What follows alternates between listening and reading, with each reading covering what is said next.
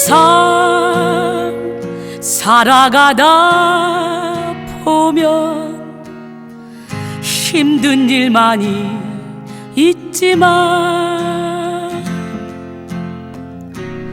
내 주님 나의 아버지시니 나 쉴 곳이 있네.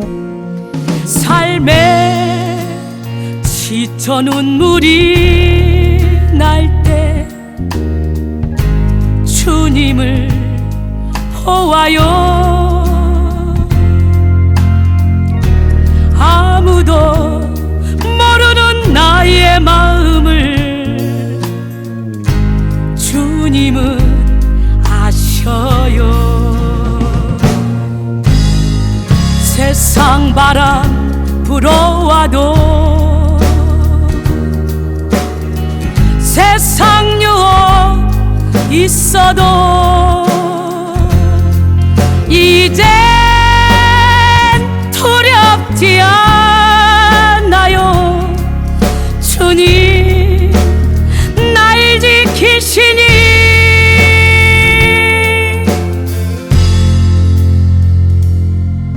세상 모든 질고를 지고 험한 길을 오르시 내 주님 사랑 나를 감싸니 나 쉴 곳이 있네.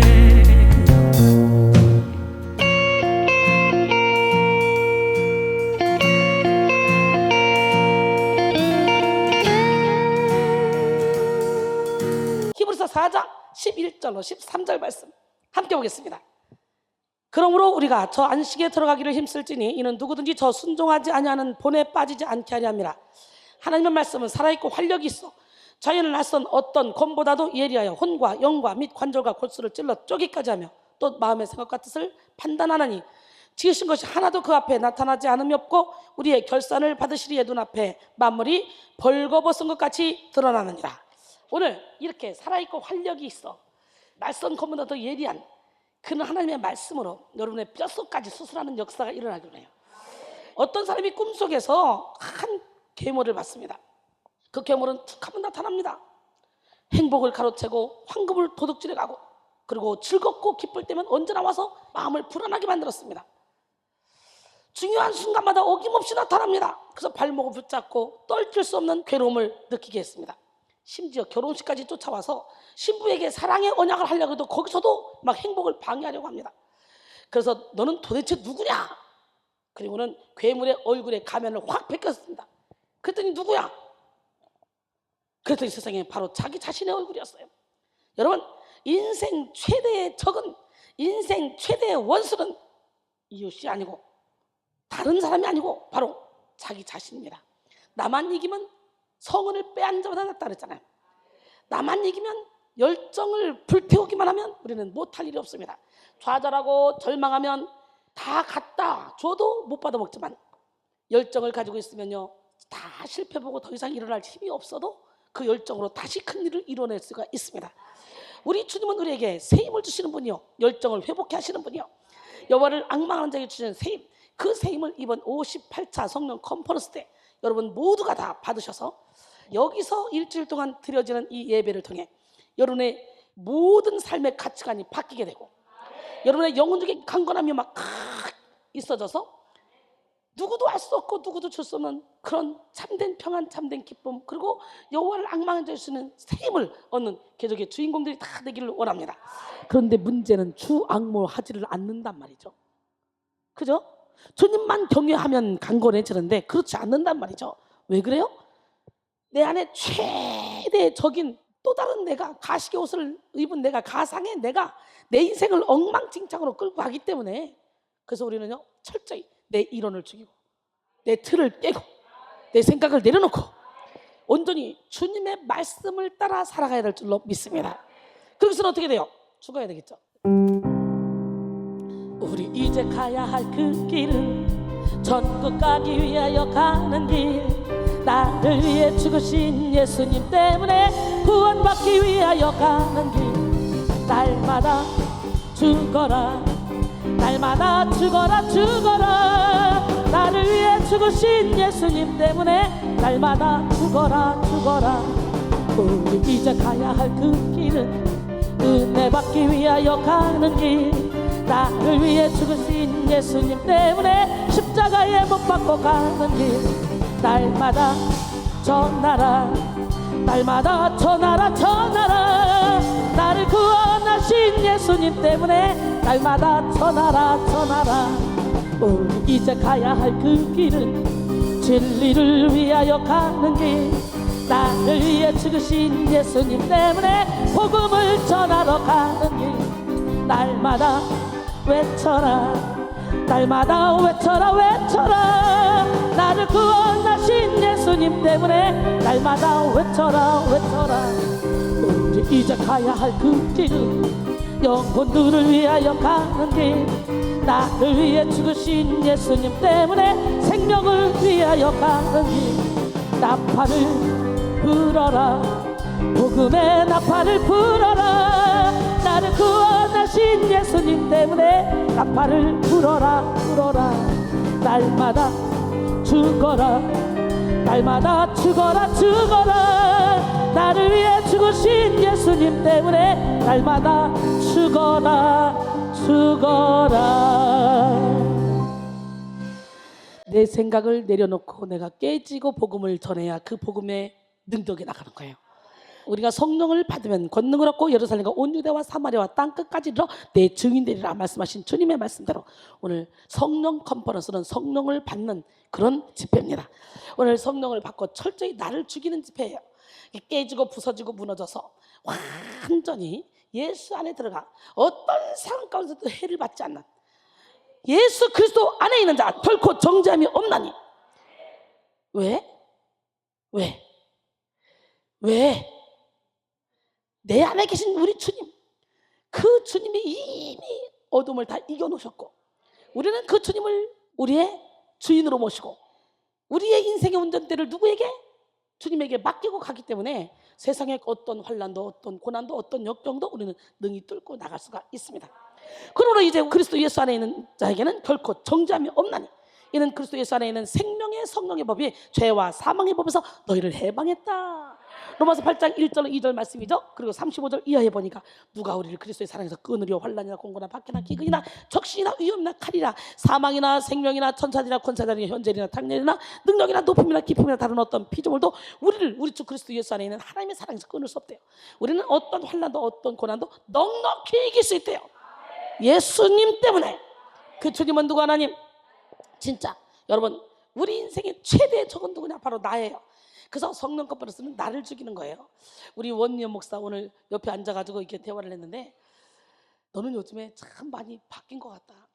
너도 시기 질투 너 장렬이었잖냐 열등감. 근데 요즘은 안 그래 보여. 그랬더니 예 그거 없어졌어요. 목사님 저 장난 아니었잖아요. 근데요 싹 없어지고 지금은 그냥 평강 그 자체입니다. 이야 우리 모두 그렇게 바뀌어야 되지 않겠나? 깨지려고 아무리 몸부림쳐도 깨진 것 같은데 또 한쪽에서 불쑥 일어나고 또 한쪽에서 불쑥 일어나고 다 죽은 것 같은데 기절했다가 벌떡 일어나고 막 그래 안 그래? 그래서 여러분 자신이 여러분을 괴롭히잖아. 그걸 박살내는 그 집회가 이 집회야. 그러니까 한두 번 와서 그냥 은혜 받다가 에이 이러네 저러네 그러고 가면 여러분 엄청나게 손해봅니다. 계속적으로 은혜를 받으시면서 좋을 때도 있지만 막 곤고할 때도 있어요. 왜? 죄가 살아나서 사도 바울도 그랬잖아요. 탄식하고 막 영적인 눈이 막 확 뜨이니까 내 안에 더럽고 추악한 게 막 보이면서 막 여기를 피하고 싶고 도망가고 싶고 너무너무 적나라하게 자기의 열등감이 자기의 그 연약함이 추악함이 드러나는 게 그것이 부끄러워서 피하고 싶고 대화를 하다가도 좀 말이 안 통한다 그러면 에이 그냥 상대 안 하고 싶고. 여러분 우리는 뚫어야 돼요. 말이 안 통해서 이 사람하고 상대 안 하고 저 사람하고 사귀잖아. 그러면 이 사람보다 더 해요. 딴 사람을 찾아가지고 그 사람은 더 해요. 왜? 뚫을 때까지 하나님은 더 엄청난 사람을 갖다 놔. 그러니까 어떤 환난이 고난이 내 앞에 와도 그걸 뚫고 나갈 수 있는 힘을 이미 주님께서 주셨으니까 그 믿음으로 뚫고 나가야 되는 거야. 어쨌든 원면 목사가 진짜 많이 바뀌었어요. 예, 이렇게 바뀌는 거 보면 이수님만 바뀌는 게 아니라 원면이 또 롤모델이 됐어. 예, 다 바뀌어야 돼. 부들부들 유들유들 야들야들 깨달음을 방해하고 행복을 방해하며 죄를 자청하고 파멸로 이끄는 것은 다른 누군가가 아니라 바로 자기 자신입니다. 끊임없이 욕심부리게 하고 속절없이 흔들리게 하며 갈등과 혼란을 일으키는 것도 다 자기 자신입니다. 죽으면 끝나요. 내려놓으면 끝나요. 그냥 내가 깨지고 부서지기만 하면 하나님이 나를 통해 일하십니다. 뭘 인정받고 사랑받으라고 몸부림을 쳐. 내 속사람만 새롭게 변화시켜서 부들부들 아들아들하게 바뀌면 이 속사람의 모습이 얼굴로 눈빛으로 행동으로 다 나타나게 돼 있다는 거야. 속사람을 새롭게 합시다.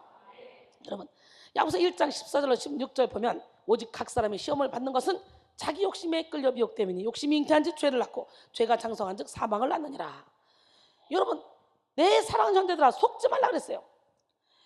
그러므로 우리는 인생의 모든 문제는 자기 밖에 있는 것이 아니라 자기 안에 있다는 거. 어디 있어요? 이걸 깨닫고 회개해야 됩니다.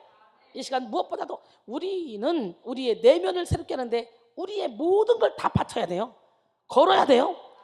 모든 지킬 마음 중에 더욱더 내 마음을 지키라 생명의 근원이 이에서 납니다.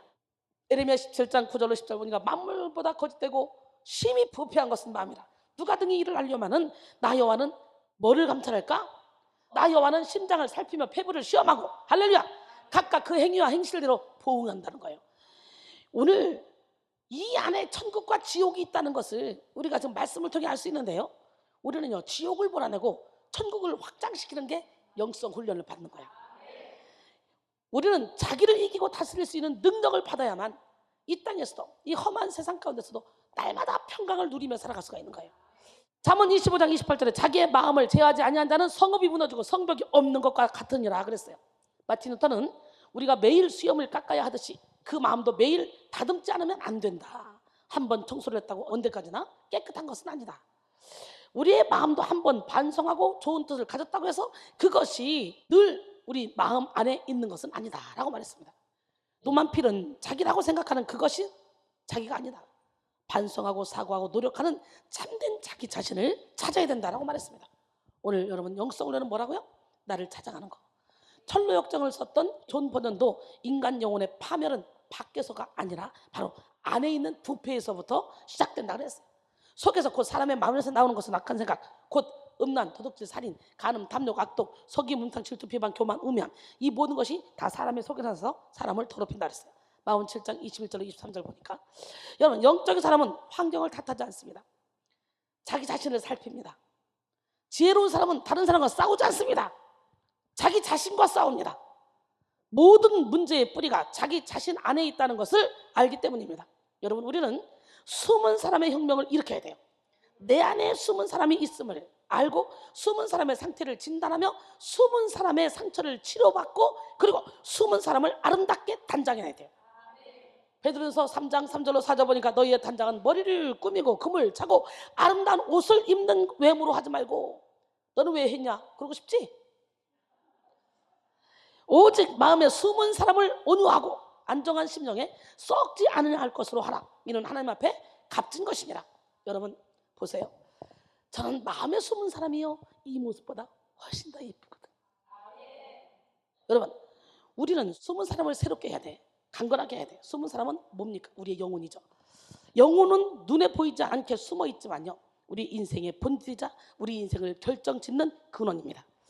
내 안에 있는 보이지 않는 나에 의해서 인생이 형성되어집니다. 내 안에 숨은 사람이 건강하면 건강한 삶을 살게 되고, 내 안에 숨은 사람이 병들어 있으면 병든 삶을 살게 됩니다. 숨은 사람이 우울을 가지고 있으면 겉사람도 우울의 분위기를 나타내고, 숨은 사람이 분노를 안고 있다면 겉사람도 분노하게 됩니다.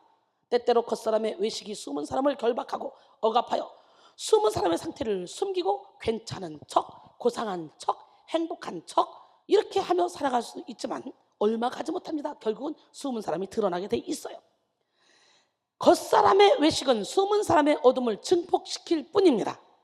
밀폐된 공간 속에 있는 곰팡이와 유해균이 무서운 속도로 증식하듯이 감추어 놓은 내면 세계에 있는 우울과 분노, 슬픔과 절망은 빠른 속도로 심각한 수준에 도달하게 됩니다.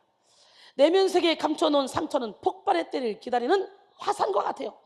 숨은 사람이 감당할 수 없을 정도로 이렇게 우울이 차면 우울의 화산이 터지고, 숨은 사람이 이겨낼 수 없는 분노가 차면 분노의 화산이 터지고, 절망이 차면 절망의 화산이 터집니다.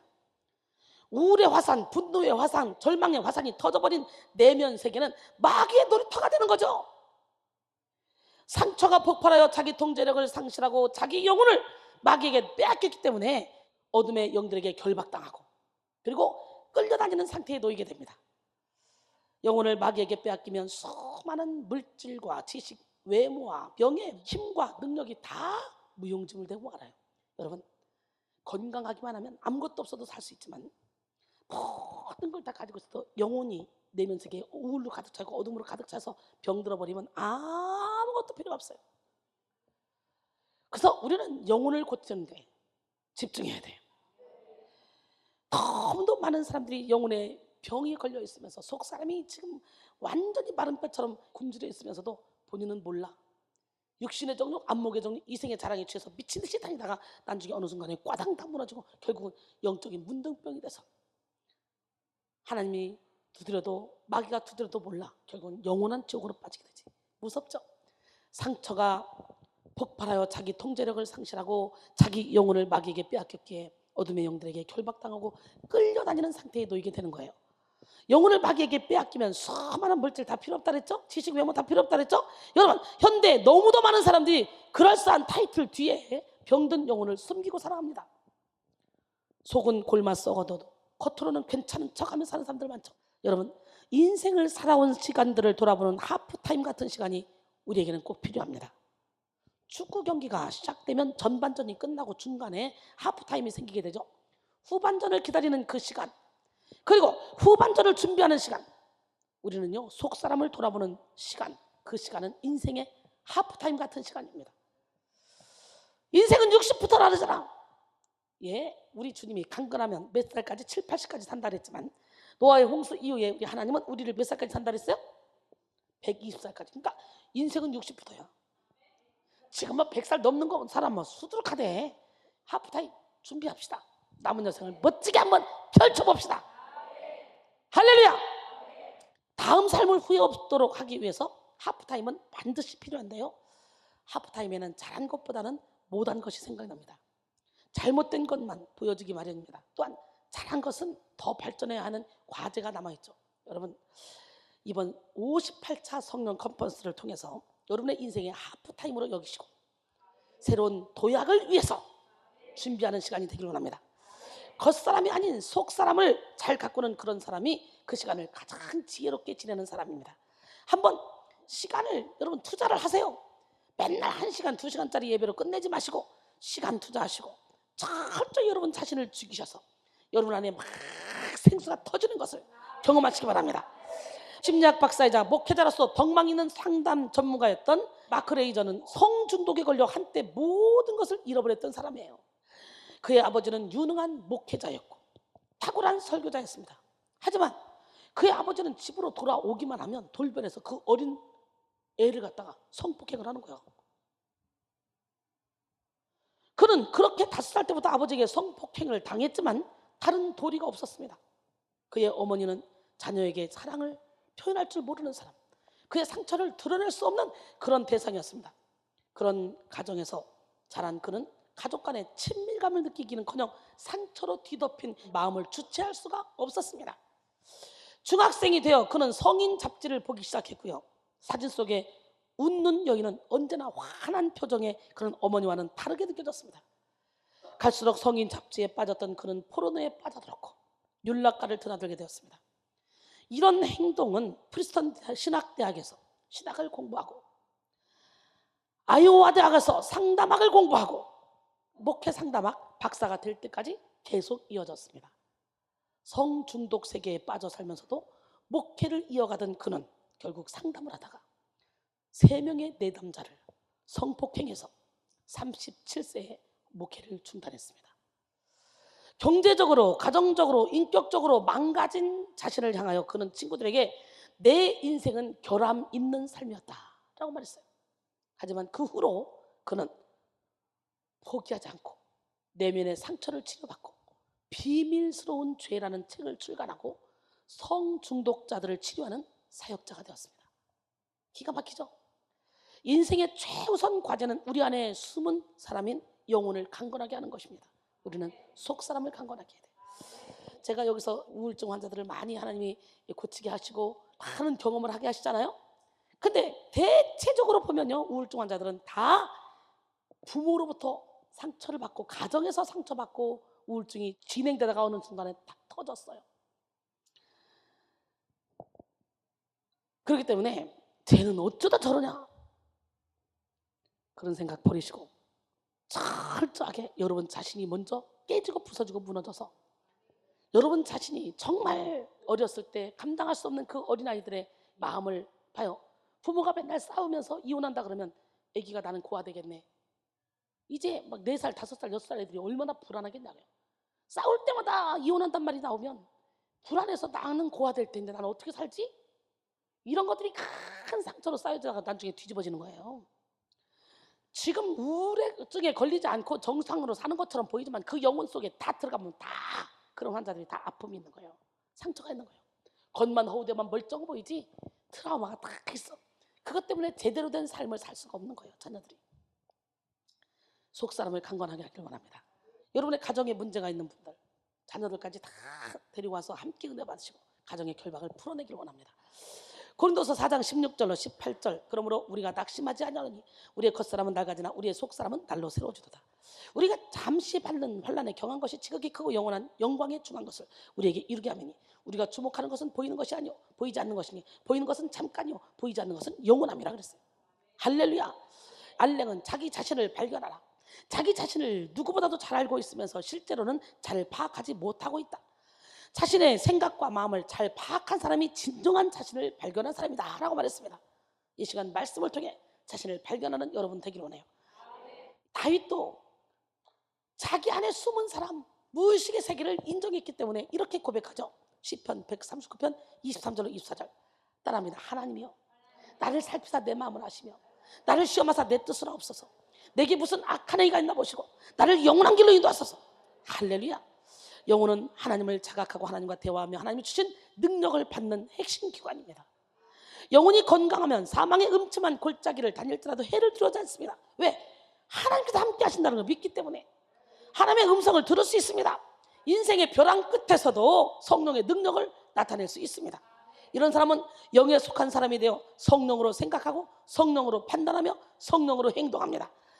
고린도서 2장 13절로 14절 보니까 우리가 이것을 말하거니와 사람의 지혜가 가르친 말로 아니하고 오직 성령께서 가르치신 것으로 하니 영적인 일은 영적인 것으로 분별하느니라.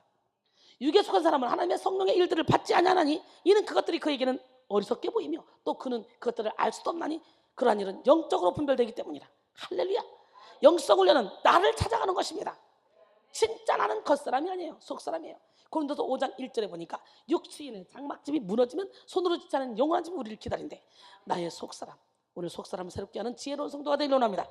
이 세상 사람들은 겉사람을 꾸미는데 엄청난 시간과 물질과 노력을 투자합니다. 그와 조금 다르게 이너 뷰티라는 말이 요즘 유행인데요. 이너 뷰티, 속을 가꾸자라는 취지로 내면을 가꾸는 그런 사람들이 점점 많이 생기고 있습니다. 이너 뷰티를 신경 쓰고 살아야 하는 것 맞습니다. 그런데 세상 사람들이 말하는 이너 뷰티는 혼적인 영역의 아름다움이에요. 혼적인 것을 추구하다 보니 영적 내면은 간과하는 경우가 많이 있습니다. 영혼의 샘은 이너 뷰티를 넘어서서 소울 뷰티를 추구하고 숨은 사람의 혁명을 일으키는 곳입니다. 영혼이 잘 돼야 모든 것이 잘 되네. 사랑하는 자여, 내 영혼이 잘된 같이 내가 범사에 잘되고 강건하기를 내가 간구하노라. 할렐루야. 숨은 사람의 혁명을 일으키는 사람은 하늘의 시민권을 두고 예수 그리스도를 의지하며 소망하며 살아갑니다. 하지만 영혼이 병든 사람은요, 영적 감각이 둔해서 하나님을 느끼지 못합니다. 자기 육신의 충동에 사로잡힌 삶을 살아가죠. 그래서 그들은요, 그저 배만 부르면 돼요. 등 따시고 배부르면 돼요. 짐승처럼. 육신을 쫓느라 영의 일을 소홀히 하고 육신을 생각하느라 십자가의 원수가 되는 그런 행동을 합니다. 빌립보 3장 18절로 21절 보니까 내가 여러 번 너에게 말하였거니와 이제도 눈물을 흘리며 말하노니 여러 사람들이 그리스도의 십자가의 원수로 행하느니라. 그들의 마침은 멸망이요 그들의 실은 배요 그 영광은 그들의 부끄러움에 있고 땅의 일을 생각하는 자라. 그러나 우리의 시민권은 하늘에 있는지라. 할렐루야. 거기로부터 구원하는 자 곧 주 예수 그리스도를 기다리나니 그는 만물을 자기에게 복종하게 하실 수 있는 자의 역사로 우리의 낮은 몸을 자기 영광의 몸의 형체와 같이 변하게 하시느니라. 할렐루야. 속 사람에게도 단계가 있습니다. 사로잡힘의 단계. 이 단계는 악한 영에게 숨은 사람이요 100% 장악된 상태였고, 우울증이 걸려서 이렇게 팍 장악된 그것만이 아니고 아주 내 아직과 고집이 세서 귀신이 흔들어도 안 넘어가고 하나님이 흔들어도 안 넘어가는 이 사람들이 제일 무서운 환자들이에요. 꼭 정신병 환자들이 막 이러고 다니고 이상한 듯 하고 분별 못한다. 그런 환자보다 더 무서운 환자는 독종 있잖아. 독종. 하나님이 흔들어도 안 넘어가, 귀신이 흔들어도 안 넘어가. 내가 대박이니까. 이런 사람이 가장 무서운 사람이야. 그런 의미에서 여기 앉아있는 못 변하는 사람, 못 깨지는 사람, 이 사람이 차라리 우울증 걸려서 아무것도 모르는 사람보다 더 심각한 영적인 환자라는 걸 알아야 돼. 착한 사람들이 건드리면 넘어지는 거예요. 우울증 걸린 애들은 대체적으로 착한 애들이에요. 우울증 걸린 애들 부모들이 뭐라는 줄 알아요? 얘는 한 번도 부모 말에 거역해 본 적이 없어요. 얘는 정말 착했어요. 얘 대부분의 그런 자녀들이 우울증 걸려. 왠 줄 알아요? 꽁꽁꽁 눌러놨다가 화산처럼 막 우울감이 팍 터져버리는 거지. 오늘 이 시간에 귀를 열어놔야 돼. 듣는 귀를. 사로잡힘의 단계. 이 단계는 악한 영에게 숨은 사람이 100% 장악된 상태. 그러니까 여기서 대화를 해도 못 알아서 3시간, 4시간, 5시간 말하게 대화를 해도 예 그러고 자기가 하는 일은 똑같이 자기 방식대로 해. 이게 정신병 환자야. 이거 그냥 넘어가서 안 돼요. 심각한 환자들입니다. 이거 빨리 고치세요. 악한 영에게 완전히 사로잡힌 영혼은 암흑으로 물들어서 자기 죄를 볼 수 없고 깨달을 수도 없습니다. 하나님과는 전혀 소통하지 못하고 마귀의 소리만 들으며 마귀의 소리를 자신의 생각이라고 여길 만큼 어둠에 젖어서 살아가. 그러니까 자기 마음대로 자기 생각대로 막 살아가는 거예요. 이런 단계에서는 가치관과 삶의 태도가 전적으로 마귀에게 속한 세상적이고 육신적인 특징을 가지게 되고 자연스럽게 하나님을 대적하는 삶을 살게 되죠. 어둠의 영에게 사로잡힌 단계에 놓인 사람들은 기쁨과 행복, 평안과 만족을 알지도 못하고 느끼지도 못해. 혹여나 기쁨과 평안의 감정을 맛보게 된다 해도 그건 흉내낸 감정일 뿐 참되고 참된 영혼의 기쁨, 영원한 평안을 누릴 수가 없어요. 사로잡힘의 단계에 놓인 사람들은 우울증, 정신분열증, 공황장애, 정신질환 여기에 시달리기 쉽습니다. 여기에 시달리지 않는다. 그렇다면 이 사람이 더 대박이라니까. 사로잡혀서 자기 뜻대로, 자기 생각대로, 자기 고집대로, 아집대로 사는데도 불구하고 헷갈리게 이런 병이 안 온 것 같아? 이거는요 속 사람이 강력하게 병이 걸렸어. 그래서 이 사람은 병이 아닌 줄 알고 자기도 심각하지 않고 남들도 심각하지 않게 여기기 때문에 더 무서운 병에 걸린 사람이라고. 암병이 왜 무서워? 죽을 때 나타나는 거 무서운 거예요. 그런 것처럼. 이렇게 사로잡혀버리면 점점점 기쁨을 잃고 평안을 잃고 우울증으로, 정신분열증으로, 공황장애로, 정신질환에 시달리게 되고 또 알코올, 흡연, 쇼핑, 도박, 각종 중독 등등 이런 데 잘 빠지고 육체 또한 스트레스성 질환에 고통받기 쉽습니다. 여러분, 아직 예수를 믿지 않는 사람들은 자신이 악한 영에게 완전히 사로잡혀 있는 상태라는 사실을 알지 못합니다. 에베소 2장 2절로 3절 보니까 그때 너희는 그 가운데서 행하여 이 세상 풍조를 따르고 공중의 권세 잡은 자를 따랐으니 곧 지금 불순종의 아들들 가운데 역사하는 영이라.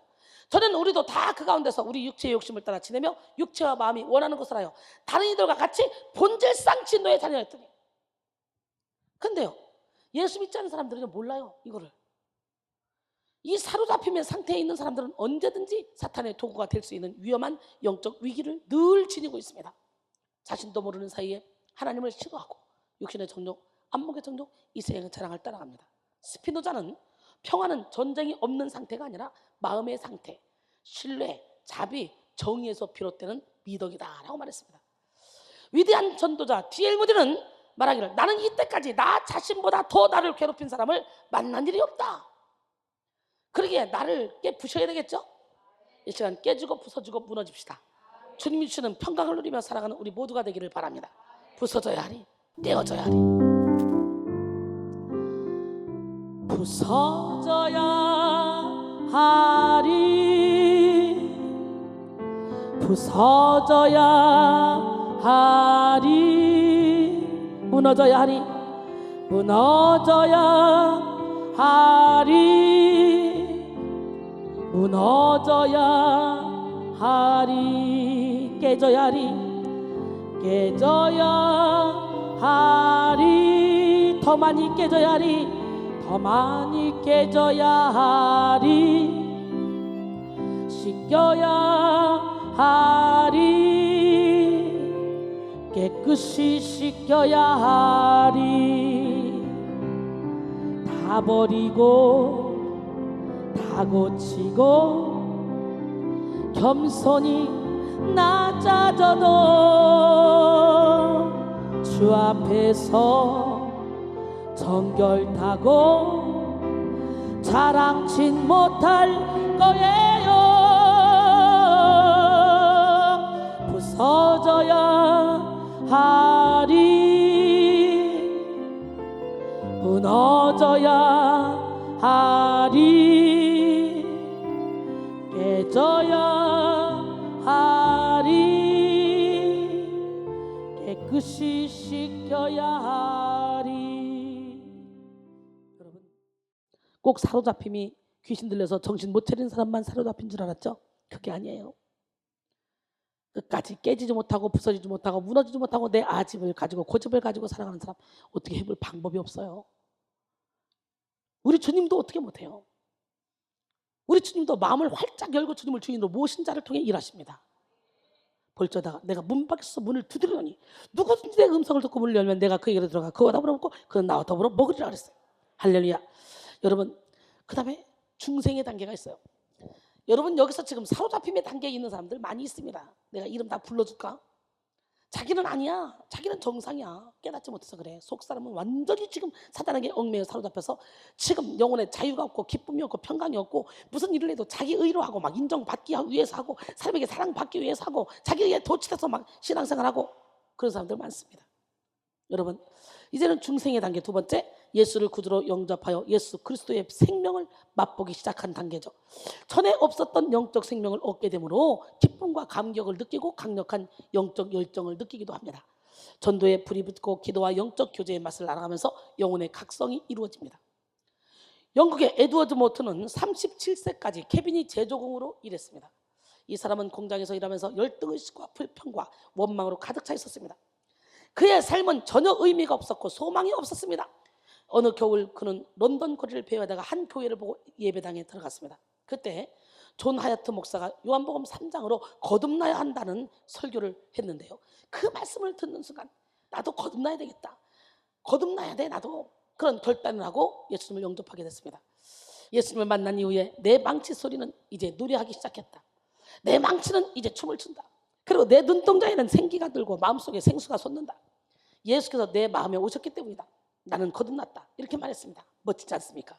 여러분, 결국은 이렇게 멋지게 하나님을 만났던 이 에드워드 모트, 이 사람은요, 전에 하던 일을 계속했지만 행복한 목공으로 완전히 변화됐습니다. 삶도 점점 풍요로워졌습니다. 자기가 일하던 목공소가 그의 소유가 됐고 점점 커졌어요. 결국 에드워드 모트는 성공적인 사업가가 됐습니다. 예수님의 첫사랑을 기억하면서 감사의 찬송시를 기록했는데요. 이게 뭡니까?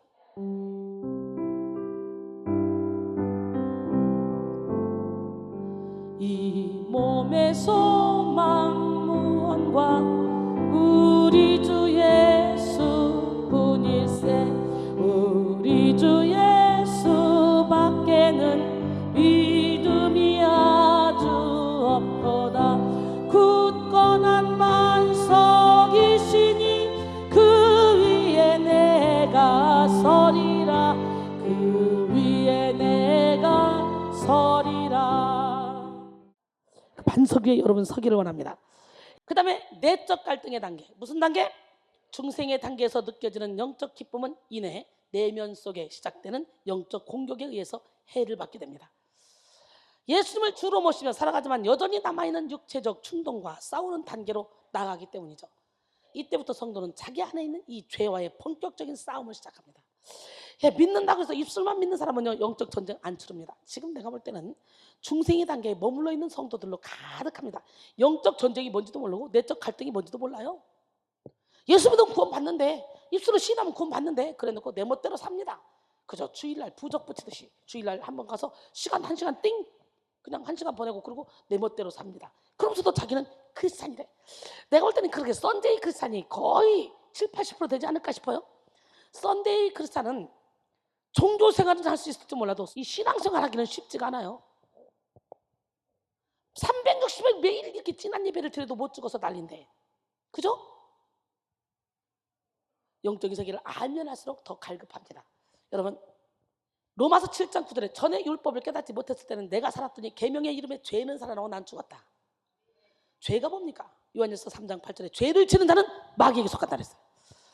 로마서 7장 20절 이하에 보니까 이제 죄가 살아났죠? 그때부터 뭐라고 하냐? 만일 내가 원하지 아니하는 그것을 하면 이를 행하는 자는 내가 아니오 내 속에 거하는 죄니라. 예수 믿는 사람 속에 귀신이 어딨냐? 이렇게 말들을 하죠. 진짜 없죠. 100% 예수를 믿으면. 그럼 사도 바울은 예수를 안 믿었어? 믿는다고 왔지만 내적 전쟁에 들어가서 아직 안 믿는 부분이 많이 있었다는 거지.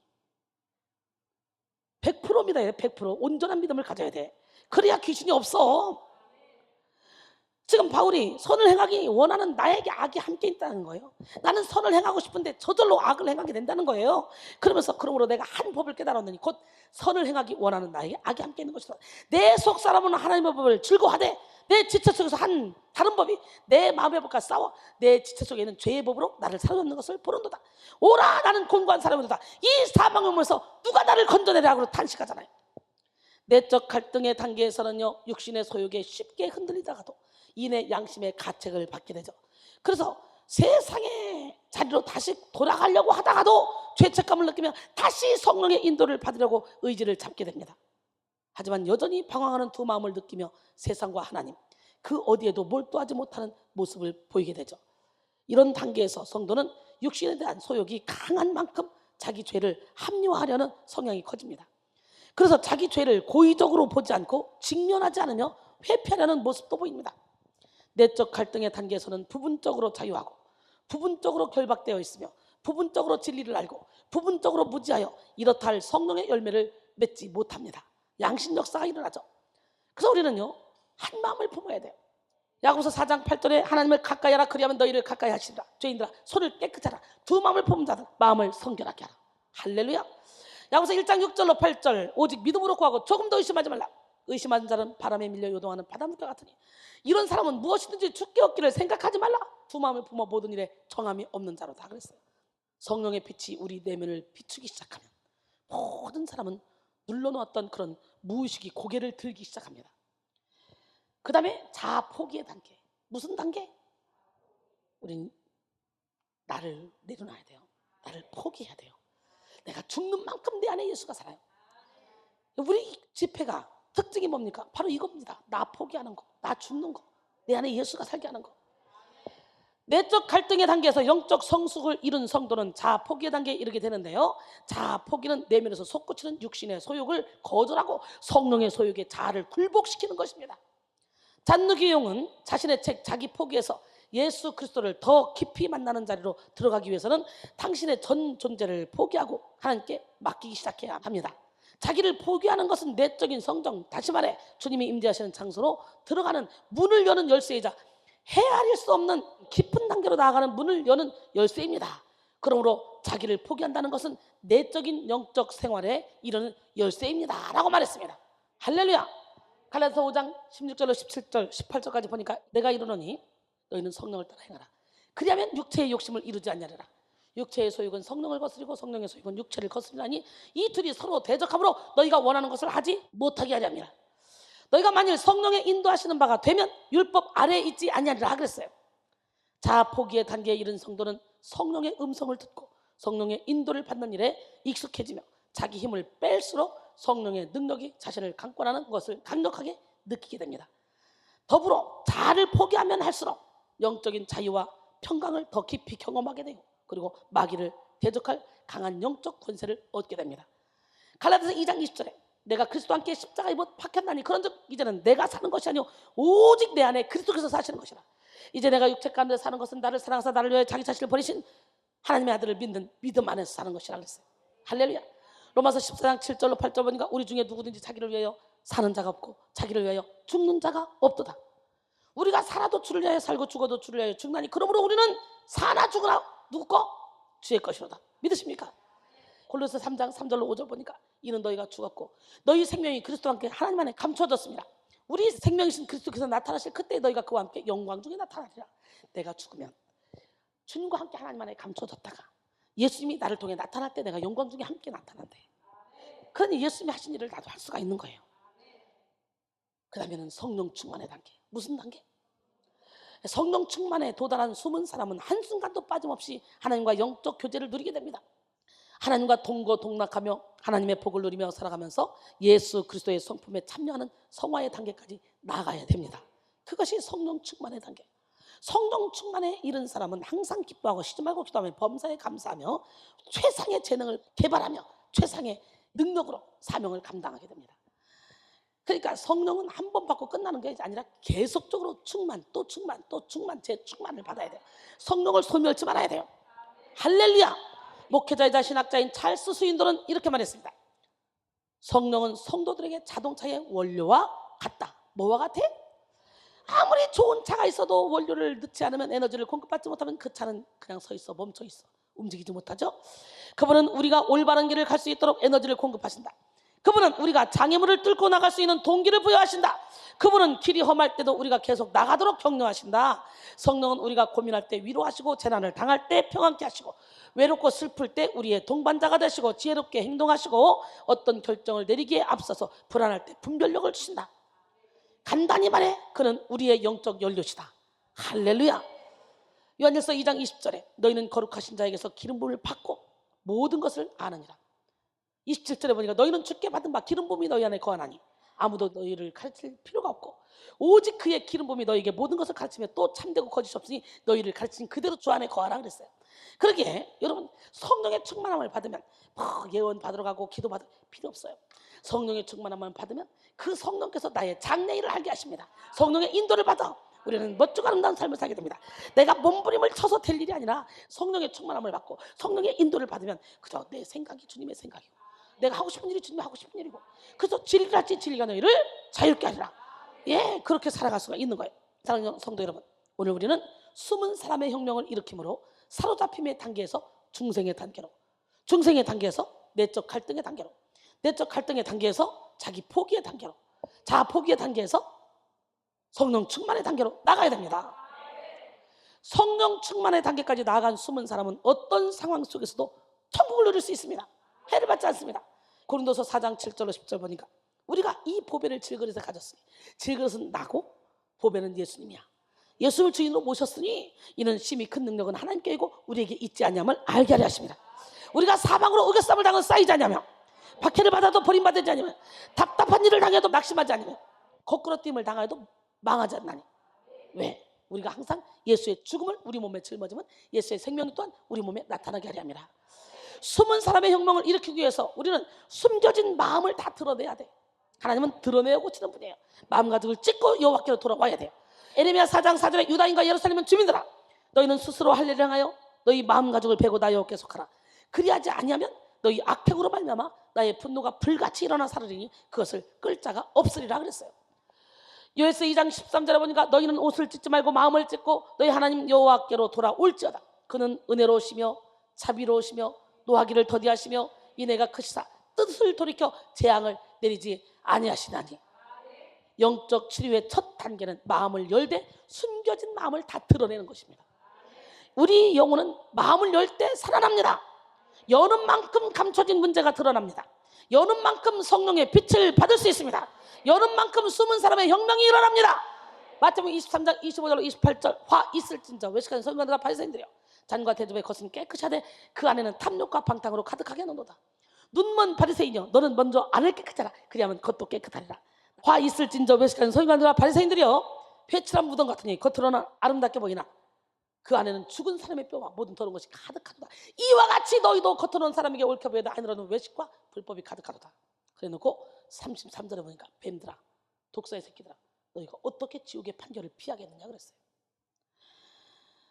여러분, 마음은 사람이 다른 사람이나 사물에 대하여 생각, 인지, 기억, 감정, 의지 그리고 상상력을 복합체로 드러내는 지능과 의식의 단면을 가리킵니다. 이것은 모두 뇌의 인지 과정을 포함하는데요, 마음은 거대한 인생의 저장 창고입니다. 사람은 마음을 통해 느끼고 자각하고 경험을 축적해 나갑니다. 그래서 사람의 마음에는 인생을 살아가면서 의식적으로 혹은 무의식적으로 경험하는 모든 일련의 자극들이 저장되어 있습니다. 좋았던 것, 싫었던 것, 즐거웠던 것, 괴로웠던 것, 행복했던 것, 두려웠던 것 등등 모든 감정적, 영적 경험의 흔적이 마음에 다 담겨 있습니다. 심지어 잊었다고 생각되어지는 것, 이제는 괜찮다고 여겨지는 것들도 마음속 깊은 곳, 무의식 세계에 그대로 들어가서 남아서 우리의 인생을 조종합니다.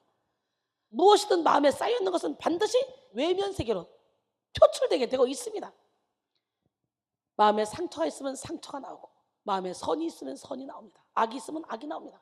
마음에 괴로움이 있으면 괴로움이 나오고, 마음에 탐욕이 있으면 탐욕이 나옵니다. 혈기가 있으면 혈기가 나와요. 마태복음 12장 34절 35절, 독사의 자식들아, 너희는 악하니 어떻게 선한 말을 할 수가 있느냐. 이는 마음에 가득한 것을 입으로 말합니다. 선한 사람은 그 싹은 선에서 선한 것을 내고, 악한 사람은 그 싹은 악에서 악한 것을 내느니라 그랬어요. 우리는 무엇보다 먼저 우리의 마음을 새롭게 해야 돼요. 마음에 쌓여있는 독을 덕으로 바꾸고, 상처를 사명으로 변화시키며, 탐욕을 은혜로 바꿔야 됩니다. 마음이 새로워지면 인생이 새로워지고 모든 것이 새로워집니다. 그런데 문제는 우리가 우리의 마음을 다 알 수 없다는 사실에 있다는 거죠. 우리는 엑스레이를 찍어서 몸 안을 볼 수 있잖아요. CT 촬영, MRI 촬영의 의학 기술을 통해서 신체의 복잡한 구조를 입체적으로 살펴볼 수 있습니다. 하지만 그 어떤 과학 기술로도 인간의 마음을 읽어내지는 못해요. 알다가도 모를 것이 사람의 마음이고, 10길 물속은 알아도 한 길 사람 속은 모른단 말이 있잖아. 우주와 같이 광대하여 복잡 미묘한 것이 사람의 마음입니다. 그래서 많은 사람들이 타인의 마음은커녕 자기 마음도 제대로 알지 못하고 살아가요. 사람은 하루 24시간을 살아가는 동안 의식이 각성되어 살아가는 시간이 그리 많지 않습니다. 그저 얕은 수면 상태에서 7시간, 8시간 그냥 깨어있는 동안에도 비몽사몽, 정신을 차리고 집중하지 못하는 멍한 상태에서 상당한 시간을 보내죠. 또 깨어서 정신을 차리고 있는 순간에도 표면 의식만 감지할 뿐 자신의 마음 깊은 곳인 심층 의식을 감지하지 못하는 경우가 많이 있습니다. 따라서 사람이 의식할 수 있는 마음은 일부분이에요. 일부분. 심리학자 지그문트 프로이드는 인간의 의식은 빙산의 일각에 지나지 않는다고 말하면서 80~90%를 차지한대요. 80~90%. 표면에 드러난 것보다 의식 아래에 전의식과 무의식이 80~90%. 사랑하는 성도 여러분, 우리는 드러난 마음 이면에 감추어진 마음을 꺼내어서 치료받아야 돼요. 단순한 사건 배후에 감추인 폭력적인 동기, 두려움, 수용할 수 없는 성적 욕망, 또 비합리적인 소망, 수치스러운 경험, 이기적인 욕구, 부도덕한 충동을 드러내어 십자가의 보혈로 다 치료받아야 돼요. 사람은 자기 마음을 아는 만큼 열 수 있어요. 인식하지 못한 만큼, 깨닫지 못한 만큼 열 수가 없죠. 사람은 자기가 깨닫는 만큼만 죄를 드러내게 되고 죄를 애통하며 회개할 수 있게 되는 거죠. 모르는 죄, 깨닫지 못하는 죄는 회개할 수가 없어요. 그럼 어떻게 돼요? 영적인 안내자가 너는 이게 문제야, 넌 이게 문제야, 넌 사람들이 이렇게 이렇다잖아. 그러면 그게 나라는 걸 알아야 되는데 나는 아니라고 박박 우기죠. 내 눈에 들 뻔은 못 봐도 다른 사람의 티는 본 다르잖아. 그러니까 사람이 자꾸 자기 눈에 들 뻔은 못 보면서 남의 눈에 티만 꺼내려고 그런단 말이에요. 그렇기 때문에 나를 가장 잘 아는 사람은 내가 아니야. 나와 같이 활동하고는 나를 가장 잘 아는 사람이 내 주변에 있는 사람이야. 무의식의 세계에서 나도 모르게 탁탁탁 행동하는 그 행동들을 나는 몰라. 그 잘한다고 착각하고 가는 거야. 그래서 남의 말에 귀를 기울여야 돼. 응? 닫아놓지 말고. 분명히 너 혈기 냈다는데 난 혈기 안 냈다고 박박 우긴다. 근데 주변 사람들은 다 혈기를 냈다 그런다. 그럼 뭐야 그게? 고치려고 노력해야 돼요. 여러분, 인생의 문제는 깨달음의 문제입니다. 마음속에 어떤 깊은 상처가 있든지 무서운 죄가 있든지 성령의 은혜 가운데 마음을 열어 보이기만 하면 하나님은 치료해 주십니다. 그래서 계시록 3장 19절에 무릇 내가 사랑하는 자를 책망하여 징계하노니 그러므로 내가 열심을 내라. 회개하라. 할렐루야. 열지 못하는 마음, 회개하지 못하는 죄는 해결될 수가 없습니다. 악은 우리가 숨기려고 할 때만 힘을 쓸 수 있습니다. 오늘 이 시간 여러분의 모든 숨은 사람의 혁명을 일으키기 위해서 숨겨진 마음을 모두 여시기를 소원합니다. 성령의 빛으로 숨은 마음을 조명하고 말씀의 검으로 숨겨진 마음을 치료받으시기 바랍니다. 하나님의 말씀은 숨겨진 것을 드러내는 능력입니다. 말씀 자체가 생명의 근원이신 하나님의 빛이시며 하나님이시며 예수님이십니다. 악을 이기는 성령의 감동입니다. 할렐루야. 요한복음 1장 1절에 태초에 말씀이 계시니라. 이 말씀이 하나님과 함께 계시니 이 말씀은 곧 하나님이시라. 14절에 보니까 말씀이 육신되어서 우리 가운데 거하시며 우리가 그의 영광을 보니 아버지의 독생자의 영광이요 은혜와 진리가 충만하더라 그랬어요. 우리는 말씀 속에서 삼위일체 하나님을 만나며 말씀의 능력으로 죄를 파악하고 죄를 이기며 죄를 정복할 수가 있습니다. 그런 의미에서 오늘 본문은 우리에게 숨은 모든 것을 드러내는 말씀의 능력을 증거하고 있습니다.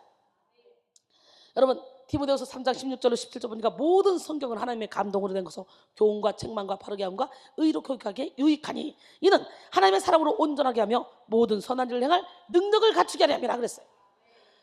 우리는 말씀 속에서 삼위일체 하나님을 만나며 말씀의 능력으로 죄를 파악하고 죄를 이기며 죄를 정복할 수가 있습니다. 그런 의미에서 오늘 본문은 뭐라고 그랬어요? 숨은 것을 밝게 드러내는 말씀의 능력을 증거하고 있다 그랬죠.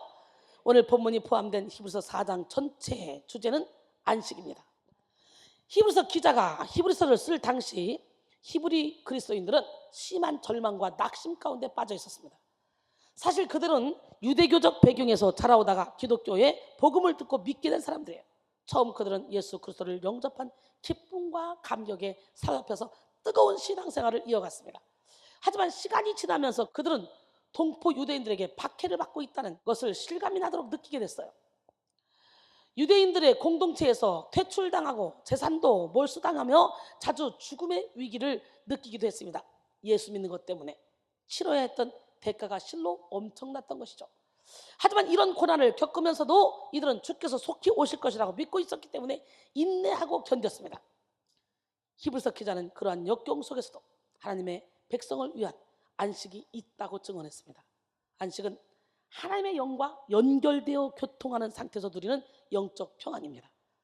하나님의 안식 안에 거하는 삶은 하나님의 성품 안에 거하는 삶을 말합니다. 아기가 엄마 품의 안정감을 누리듯이 성도는 하나님의 품 안에서만 안식을 누릴 수가 있습니다. 히브리서 기자는 환난 중에서도 하나님의 안식을 누리기 위해서 복음을 믿음으로 받으라 이렇게 말씀했습니다. 히브리서 4장 1절로 2절 보니까 그러므로 우리는 두려워할지니 그의 안식에 들어갈 약속이 남아있을지라도 너희 중에는 혹 이르지 못할 자가 있을까 함이라. 그들과 같이 우리도 복음 전함을 받은 자이나 들은 바 그 말씀이 그들에게 유익하지 못한 것은 듣는 자가 믿음과 결부시키지 아니함이라. 오늘 우리는 말씀을 들었으면 그 믿음과 결부시켜서 그 말씀이 행함으로 가져야 돼. 그래야 우리 안에 참된 안식이 오는 거야. 오늘 본문 히브리서 4장 11절에 그러므로 우리가 저 안식에 들어가기를 힘쓸지니 이는 누구든지 저 순종하지 아니하는 본에 빠지지 않게 하려 함이라. 이 말씀은 뭐예요? 누구든지 하나님의 말씀을 순종하기만 하면 안식을 누릴 수 있다는 것을 표명했습니다. 그리고 안식은 일을 안 하고 쉬는 상태가 아니라 죄의 문제를 해결하는 상태라는 것이에요. 성도의 진정한 안식은 죄 사함에서부터 시작됩니다. 마음의 은밀한 곳에 죄를 감추고 있으면 몸이 쉬어도 영은 쉬지 못합니다. 죄는 영혼을 지치게 하고 고달프게 하고 괴롭게 만듭니다. 마음의 은밀한 곳에 죄를 감추고 있으면 몸이 쉬어도 영은 쉬지 못합니다. 죄는 영혼을 지치게 하고 고달프게 하고 괴롭게 만듭니다. 죄로 인해 고통 중에 빠진 영혼은 그 어떤 부귀명예 권세로도 만족을 누리지 못하고 방황하게 되죠. 죄의 근본은 불순종에 있습니다. 죄는 하나님의 뜻과 관계없이 행하는 그런 모든 생각과 행동입니다. 그러므로 영혼의 안식은 죄를 드러내어 처리할 때 누릴 수 있는 거예요. 그래서 오늘 본문 12절은 하나님의 말씀이 모든 숨은 죄를 다 드러내고 수색하는 능력임을 말하고 있습니다. 그런데 저 안식에 들어가기를 힘쓸지니에서 힘쓸지니는 어떤 것에 매우 몰두하거나 사랑과 사물에 대해 진지하게 생각하는 것을 강조합니다. 고전 헬라어 문헌에서는 이 동사가 성심성의를 다하다라는 뜻으로 쓰였습니다. 이는 다른 모든 것을 제쳐두고서라도 그 안식에 들어가는 일에 몰두해야 된다는 사실이죠. 즉 안식에 들어가기 위해서는 수고와 노력, 땀과 정성이 필요하다는 뜻입니다. 그 안식은 아무런 분투도 없이 편안하게 그냥 들어갈 수 있는 것이 아니라는 거예요. 구원을 얻은 성도로서 하나님의 약속에 참여하기 위해서 반드시 순종과 수고가 따라야 됩니다. 할렐루야. 그러므로 우리가 저 안식에 들어가기를 힘쓸지니 이는 누구든지 저 순종하지 아니하는 본에 빠지지 않게 하려면 그랬잖아요. 힘쓰라는 것. 히브리서 12장 1절로 2절 이러므로 우리에게 구름같이 둘러싼 허다한 증인들이 있으니 모든 무거운 것과 얽매이기 쉬운 죄를 벗어버리고 인내로서 우리 앞에 당한 경주를 하며 믿음의 주여 또 온전케 하신 이인 예수를 바라보자. 그는 그 앞에 있는 기쁨을 위하여 십자가를 참으사 부끄러움을 개의치 아니하시더니 하나님 보좌 우편에 앉으셨느니라. 할렐루야. 오늘 본문 히브리서 4장 12절로 13절 보니까 하나님의 말씀은 살아있고 활력이 있어 좌연의 낯선 어떤 검보다도 더 예리하여 혼과 영과 및 관절과 홀수를 찔러 쪼기까지 하며 또 마음의 생각과 뜻을 판단하나니 지으신 것이 하나도 그 앞에 나타나지 않음이 없고 우리의 결사를 받으시리에 눈앞에 만물이 벌거벗은 것 같이 드러나느니라.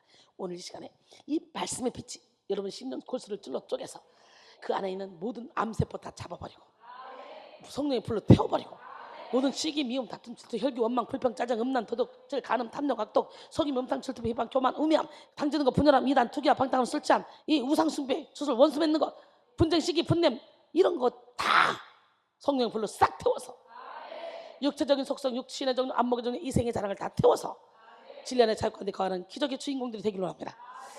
하나님의 말씀은 살아있고 활력이 있습니다. 그래서 관절과 골수와 같이 은밀한 곳까지 숨겨진 마음까지도 모두 다 드러내어 검증하시고 치료하시고 새롭게 하신다는 거예요. 제사장들은 희생제물을 절단하기 위해서 좌우의 날선 검들을 사용했습니다. 검.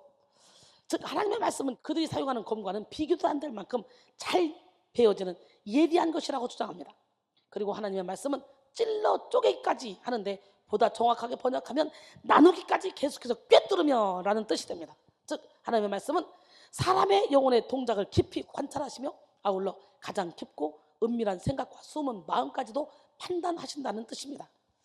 하나님의 예리한 말씀의 검 앞에 드러나지 않을 숨은 마음은 없습니다.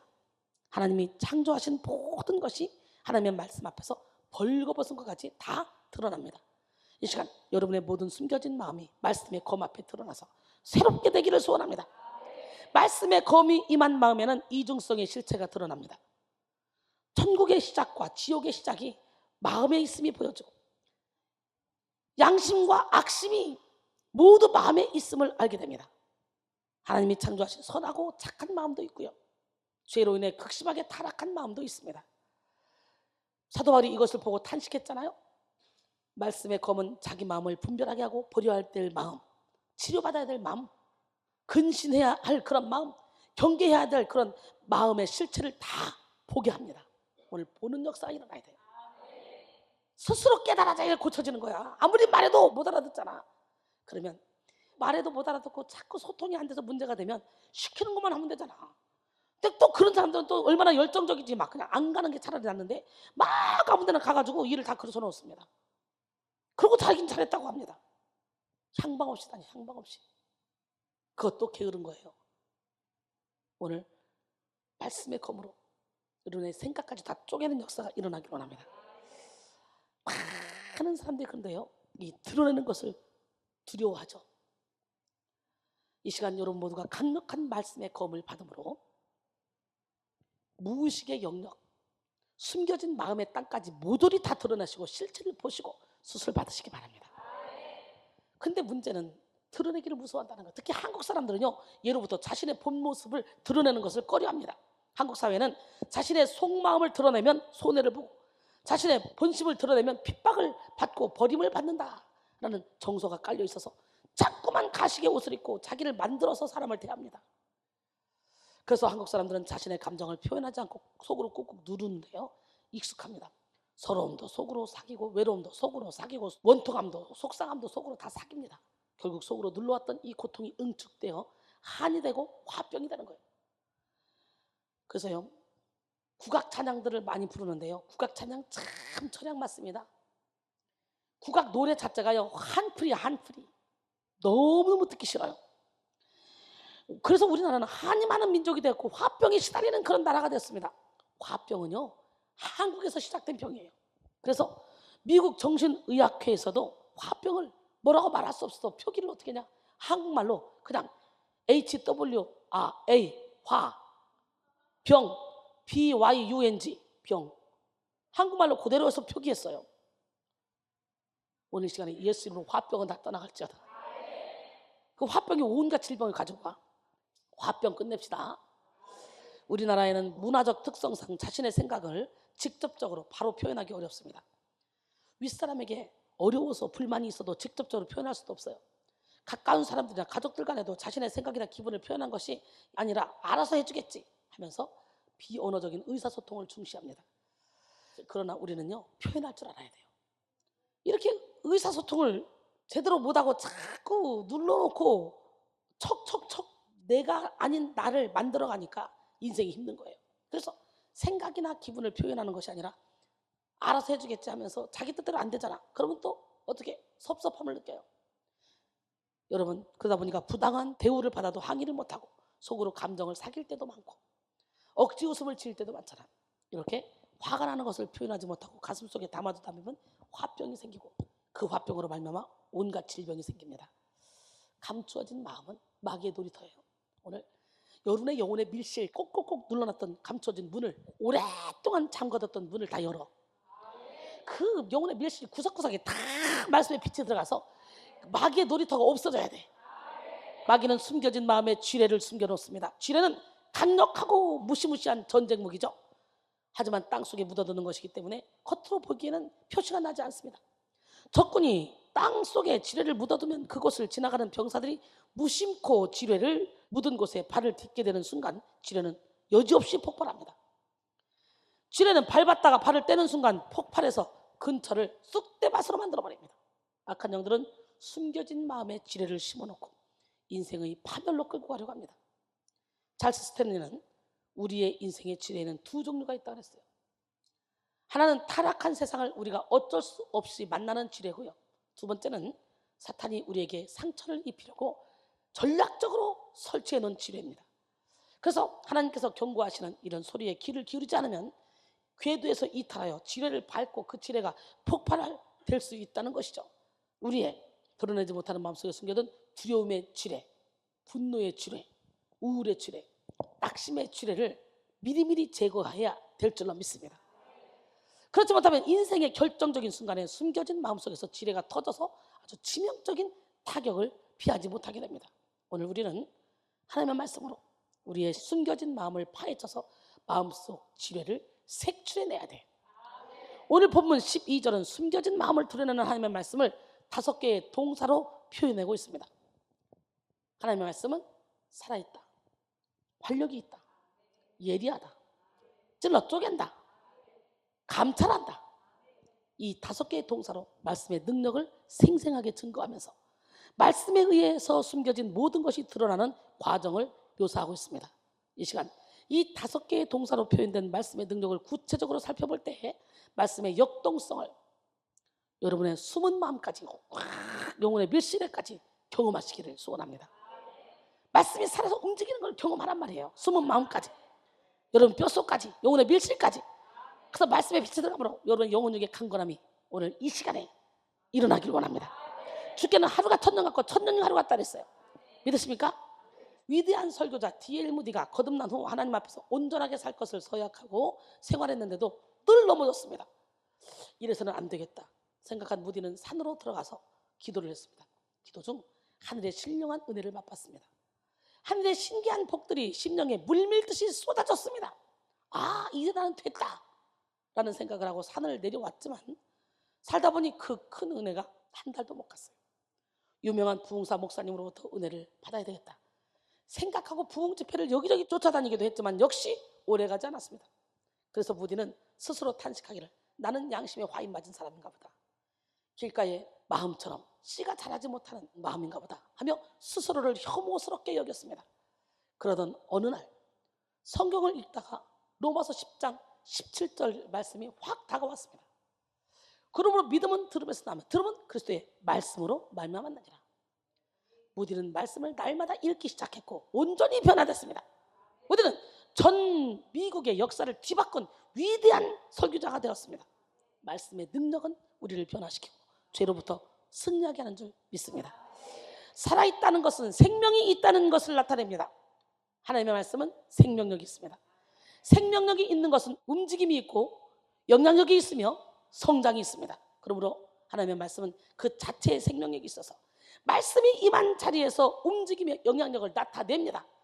죽음의 자리에 떨어진 말씀은 생명의 기운을 뿜어내고 어둠의 자리에 심겨진 말씀은 빛을 나타내고 절망의 자리에 심겨진 말씀은 소망의 에너지를 나타냅니다. 그러므로 말씀이 임한 자리에는 거듭남의 역사가 일어납니다. 할렐루야! 말씀 충만으로 새롭게 변화되어야 돼요. 베드로전서 1장 23절에 너희가 거듭난 것은 썩어질 씨로 된 것이 아니요 썩지 아니할 씨로 된 것이니 살아있고 항상 있는 하나님의 말씀으로 되었느니라. 다시 말해, 하나님의 말씀에는 생명을 부여하는 힘이 있습니다. 힘. 죽은 영혼, 죽은 마음도 말씀이 떨어지면 살아납니다. 생명의 말씀이 숨겨진 마음에 떨어지면 말씀이 성장하면서 마음속 죽음의 에너지는 다 떠나가게 되어 있습니다. 하나님의 말씀은 무에서 유를 창조하고 어둠에서 빛을, 슬픔에서 기쁨을, 사망에서 생명을, 혼란에서 질서를 만들어내며 절망에서 기적을 이루어냅니다. 그런 힘이 있어요, 이 말씀에. 하나님의 말씀으로 죽은 것을 일으키시고 성령의 생기로 생명이 되게 하셨습니다. 이 시간 여러분 모두가 살아있는 하나님의 말씀으로 죽은 마음을 살리고 죽은 영혼을 깨우며 성령으로 생기를 부여받아 새 마음으로 거듭나는 역사를 경험하시기를 소원합니다. 그 다음에 하나님의 말씀은 활력이 있어서 숨겨진 마음을 드러냅니다. 하나님의 말씀은 살아있어서 숨겨진 마음을 드러낸다 그랬죠. 두 번째, 뭐에서? 활력이 있어서. 말씀의 빛을 받아봐. 열정이 막 생깁니다. 처지지 않습니다. 하나님의 말씀은 살아있는데 파워풀하게 활력 있게 살아있어요. 즉 하나님의 말씀의 효력이 막강하다는 것이죠. 하나님의 말씀은 인격성과 역동성을 동시에 지니므로 행위를 동반합니다. 하나님의 말씀의 능력은 그 어떤 죄보다도 더 강력하기 때문에 그 말씀 앞에 죄는 낱낱이 다 드러나게 돼 있어요. 여러분 안에 역사하는 교만, 죄책감, 열등감, 수치심, 시기 미움보다 하나님의 말씀이 더 활력이 있고 능력이 있으니까 능히 그것들을 몰아낼 수가 있다는 거죠. 다만 여러분이 말씀을 믿지 않기 때문에 말씀의 효력을 경험하지 못하는 것입니다. 이 세상 그 어디에도 말씀의 활력을 이길 수 있는 어둠은 없습니다.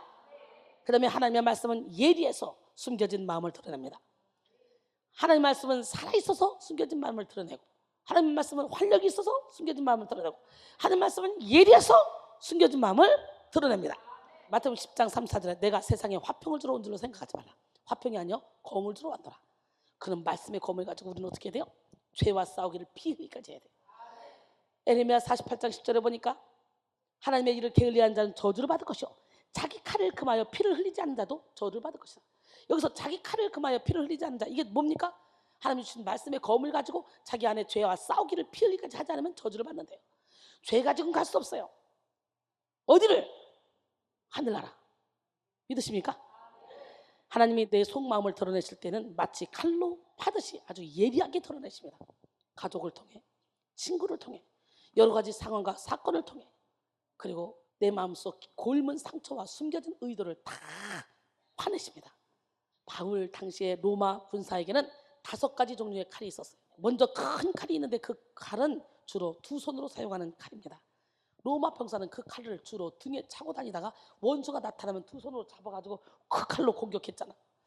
주로 상대의 방패를 내리치거나 또는 말이나 수레를 탄 적을 향하여 공격할 때 그 큰 칼을 사용했는데요. 그 다음에 또 작은 손칼이 있었는데 우리나라 말로는 단도라고 하죠.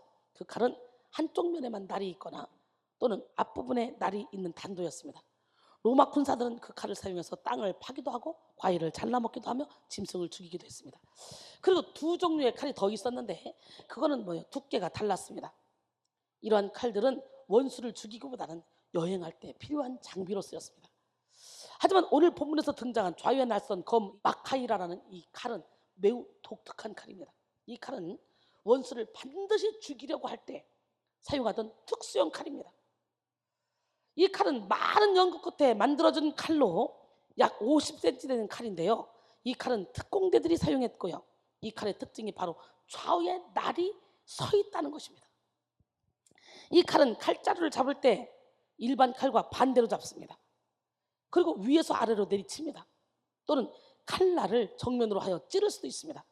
특히 이 검은요, 복부를 공격하는데 복부를 찌를 때는 주로 칼자루를 몸속까지 깊이 꽂으면 약 10초에서 30초 가량 기다린 후에 그 칼을 끄집어내는데 그때 돌리면서 잡아 당기면 적의 창자 및 간, 내장 등이 칼에 다 딸려서 나온대요.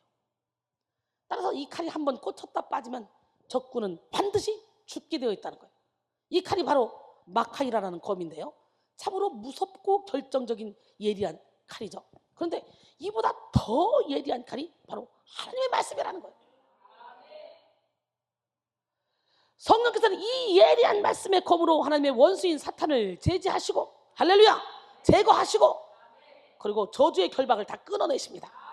그러니 그 예리한 칼이 여러분의 심령 골수를 찔러 쪼개고 여러분의 막 뼈와 뼈살을 다 분배하고 분리하고 나누고 그래서 어둠을 다 몰아내고 성령의 불로 태워버리고 그래 봐 영혼이 강건해지지. 오늘 그 말씀을 우리는 가져야 돼. 우리는 이 예리한 하나님의 말씀을 의지해서 우리 안에 모든 숨은 죄를 다 잘라내야 될 줄 믿습니다. 불이 추악, 탐욕을 잘라내고 악이 시기, 악독을 잘라내야 돼요. 우리 안에 계신 예수 그리스도는 주님의 주권을 신뢰하는 모든 성도들의 내면 세계 안에서 친히 좌우의 날선 검을 잡으시고 죄를 처단하시며 마귀의 일을 멸하십니다. 계시록 1장 16절에 그의 오른손에 7별이 있고 그의 입에서 좌우의 날선 검이 나오고 그 얼굴은 해가 힘있게 비치는 것 같더라 그랬어요. 우리 주님 이 시간 여러분 내면 깊숙한 곳에 감추어진 그런 질긴 죄의 끈, 오래된 저주의 끈, 강력한 거짓의 끈이 예리한 말씀의 검에 의해서 완전히 끊어지는 역사가 일어나기를 원합니다. 할렐루야. 네 번째 하나님의 말씀은요 찔러 쪼개요 숨겨진 마음을 드러냅니다. 찔러 쪼갠다는 표현은 하나님의 말씀을 관찰하는 능력, 관통하는 능력을 갖고 있음을 의미하는데요.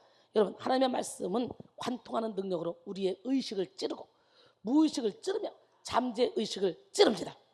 드러낸 마음, 감춘 마음, 자기도 모르는 마음, 숨은 마음 등 마음의 모든 영역을 찌르는 것이 말씀의 능력입니다. 그러므로 하나님의 말씀은 우리의 전체 삶을 다루어서 새롭게 합니다. 심령과 관절과 골수를 찔러 쪼개어 새롭게 하는 하나님의 말씀 앞에 숨어 있을 만한 죄는 없습니다. 관절은 뼈와 뼈를 연결해 견고하게 하는 그 기관이고요. 골수는 뼈 사이에 공간을 채우는 기관으로 적혈구와 백혈구를 생성합니다. 사람의 생명력을 좌우하는 것이 관절과 골수입니다. 하나님의 말씀은 관절과 골수를 찔러 쪼개어 심령을 치료하시고 마음의 근본을 새롭게 하십니다. 다윗은 언제나 자기 내면을 찔러 쪼개는 하나님의 말씀의 능력을 의지했습니다. 자신의 의식이 미치지 못하는 영역까지 감찰하시는 하나님의 말씀 앞에 자기 마음을 다 드러냈고 자신도 모르는 무의식을 말씀으로 판단받기를 원했습니다. 시편 17편 2절로 5절 주께서 나를 판단하시며 주의 눈으로 공평함을 살피소서. 주께서 내 마음을 시험하시고 밤에 내게 오시어서 나를 감찰하셨으나 흠을 찾지 못하셨사오니 내가 결심하고 입으로 범죄하지 아니하리이다. 사람의 행사로 논하면 나는 주의 입술의 말씀을 따라 스스로 삼가서 포악한 자의 길을 가지 아니하였사오며 나의 걸음이 주의 길을 굳게 지키고 실족하지 아니하였나이다. 시편 139편 1절로 4절 보니까 여호와여 주께서 나를 살펴보셨으므로 나를 아시나이다. 주께서 내가 앉고 일어섬을 아시고 멀리서도 나의 생각을 밝히 아시오며 나의 모든 길과 내가 눕는 것을 살펴보셨으므로 나의 모든 행위를 익히 아시오니 여호와여 내 혀의 말을 알지 못하시는 것이 하나도 없으시니이다. 오늘 여러분 사도 바울처럼 그냥 다 드러내버려. 아까 얘기했죠. 따라합니다. 하나님이여 나를 살피사 내 마음을 아시며 나를 시험하사 내 뜻을 아옵소서. 내게 무슨 악한 행위가 있나 보시고 나를 영원한 길로 인도하소서. 그냥 다 드러내버립시다. 수술 받읍시다. 수술 받을 때 창피하다고 부끄러워하지 마시고 그냥 다 드러내고 수술 받읍시다. 마지막으로 하나님의 말씀은 판단함으로 숨겨진 마음을 드러내요. 뭐함으로? 할렐루야. 판단하다라는 원어로 크리티코스인데요. 이 크리티코스는 법적인 용어인 재판하다라는 크라노에서 유래하였습니다. 인간의 법정은 밖으로 드러나는 행동만을 판단하지만 하나님의 말씀은 마음과 생각과 뜻까지 판결한다는 뜻입니다. 하나님의 말씀은 사람의 마음속에 숨어있는 선과 악을 분별합니다. 옳고 그름을 분별합니다. 남길 것과 버릴 것을 분별합니다. 영원한 것과 헛된 것을 분별합니다. 분별하는 능력이 바로 하나님의 말씀이에요. 말씀의 검은 마음 치료의 최종적인 수술용 칼이 되어 환부를 도려내고 병의 근원을 제거합니다. 악과 독의 뿌리까지 처리해내는 것이 말씀의 능력입니다. 그러므로 하나님의 말씀은 숨겨진 마음을 치료하되 완전히 치유하여 새 마음을 창조하는 힘을 가지고 있습니다. 이 시간 여러분 모두가 하나님의 말씀의 능력으로 모든 숨겨진 마음을 드러내어 치료받고 새 마음을 받아 숨은 사람의 혁명을 일으키길 바랍니다. 아브라함 링컨은 하나님께서 우리에게 주신 최대의 선물이 두 가지가 있다. 하나는 예수님이고 그 다음은 성경이다. 나는 이 성경을 통하여 예수님을 알게 되었고 그 사실은 나의 운명을 바꾸어 놓았다라고 말했습니다. 사랑하는 성도 여러분, 우리는 우리의 생각을 믿을 수 없어요. 선한 의도로 생각한 것 같은데 숨은 동기가 악할 수 있고요, 좋은 뜻으로 시작한 것 같은데 은밀한 죄가 도사리고 있을 수 있습니다. 하지만 하나님의 말씀은 나 자신도 속기 쉬운 죄를 분별해내어 판단합니다. 자기 욕심에 속지 않게 만들고 자기 합리화에 빠지지 않게 만듭니다. 그래서 말씀의 능력을 힘입는 성도는 날마다 자기 욕심을 제거하며 자기를 부인하여 예수 그리스도만 살게 만듭니다. 오늘 여러분 안에 예수 그리스도를 주인으로 모시길 원합니다. 예. 결론적으로 오늘은 숨은 사람의 혁명 1탄, 숨겨진 마음의 치유라는 제목으로 함께 은혜를 나눴어요. 숨은 사람은 인생의 영원한 본질을 결정짓는 영혼입니다. 우리는 무엇보다도 최우선적으로 숨은 사람의 혁명을 일으켜야 돼요. 숨은 사람의 혁명을 일으키기 위해서 첫 단계는 숨겨진 마음을 드러내는 것이죠. 드러내는 만큼 진리의 적용을 받게 되고, 드러내는 만큼 성령의 빛을 받으며, 드러내는 만큼 새 창조의 역사를 경험할 수가 있습니다. 숨겨진 마음을 드러내는 능력은 하나님의 말씀에 있죠. 하나님의 말씀은 살아있고 활력이 있으며 예리하고 찔러 쪼개며 판단함으로 우리의 숨은 마음을 완전하게 드러내서 하나님의 참된 안식에 들어가게 하십니다. 성령의 빛 안에서 드러낸 마음은 하나님의 안식을 누리게 되는데요, 하나님은 하나님의 임재 안에서 드러낸 마음속에 지옥을 다 몰아내시고 천국이 임하도록 천국을 건설해 나가십니다. 여러분의 모든 숨겨진 마음을 오늘 시간에 하나님께 다 내어드립시다.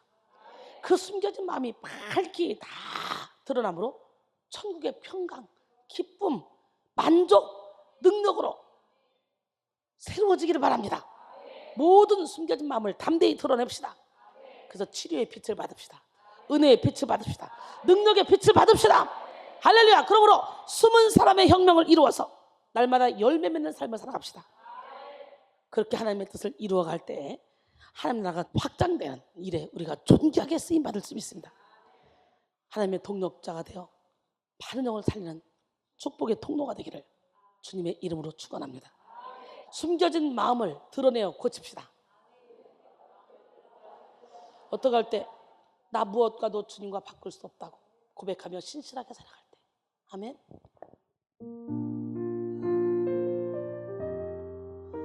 나 무엇과도 주님을 바꾸지 않으리. 다른 어떤 은혜 구하지 않으리.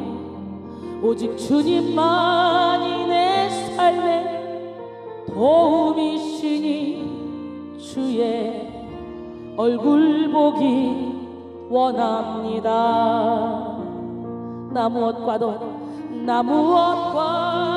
주님을 바꾸지 않으리. 다른 어떤 은혜 구하지 않으리.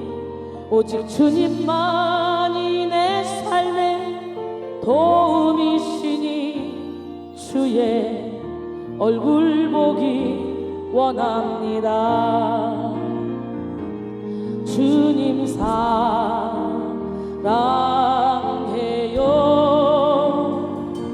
온 마음과 정성 다해 하나님의 신실한 친구 되기 원합니다. 진실하게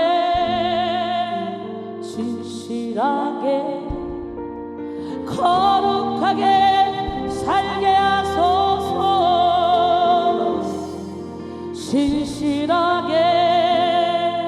진실하게 거룩하게 살게 하소서.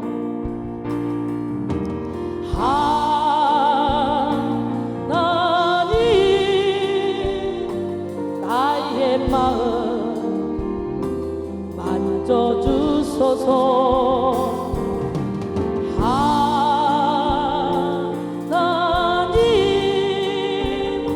나의 영혼 새롭게 하소서. 하나님 나의 기도 들어주세요. 하나님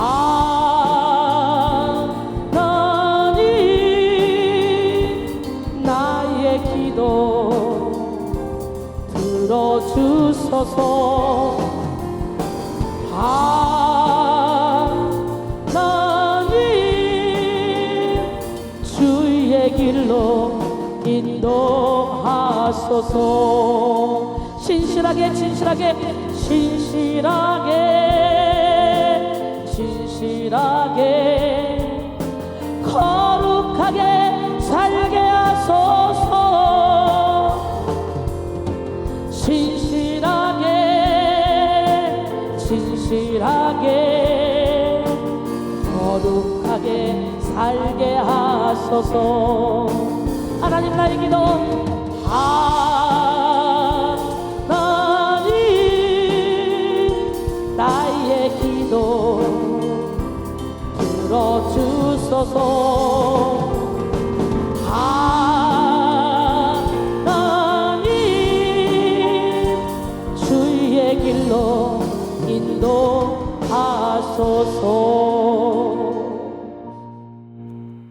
여러분의 숨은 사람을 드러내야 되겠죠?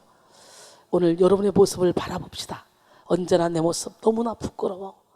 무릎으로 주님께 기도로 갑니다. 주님 내 안에, 내가 주님 안에 거할 수 있도록 주님 이 시간에 살아계신 하나님의 말씀으로 나의 영혼을 수술시켜 주시고 속사람을 새롭게 해주시옵소서. 그런 마음으로 함께 가사에 집중하며 찬양합니다.